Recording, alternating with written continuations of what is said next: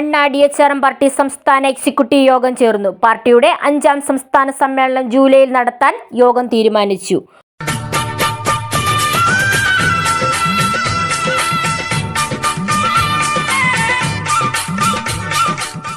വാർത്തകൾ വിശദമായി. അണ്ണാ DHRM പാർട്ടിയുടെ സംസ്ഥാന എക്സിക്യൂട്ടീവ് കമ്മിറ്റി യോഗം കൊട്ടാരക്കരയിലെ സംസ്ഥാന കമ്മിറ്റി ഓഫീസിൽ ചേർന്നു.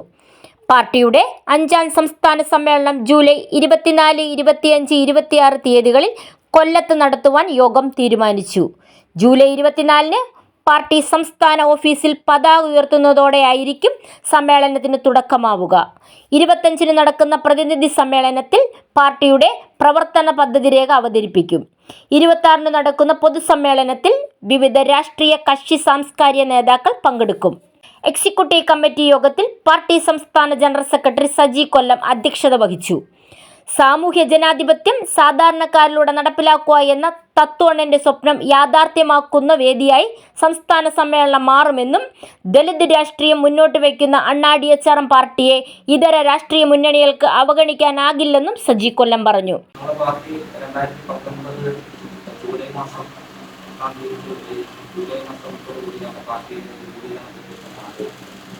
ആ ആലോചന യോഗത്തിൽ നിന്നുകൊണ്ട് 2019 ഓഗസ്റ്റ് മാസം 23-ാം തീയതിയാണ്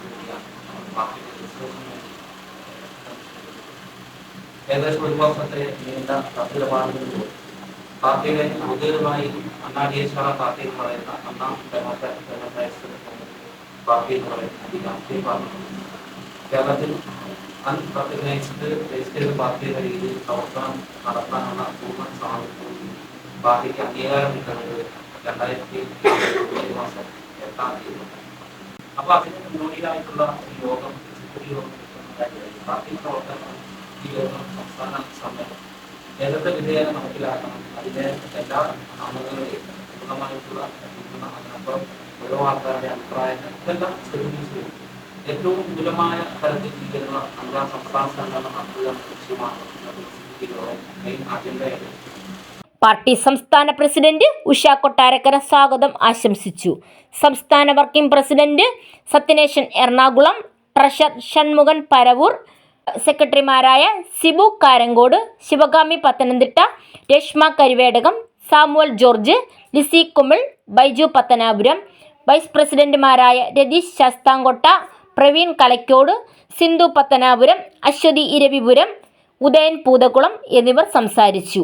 ന്യൂസ് ഡെസ്ക് ബോധി വിഷൻ.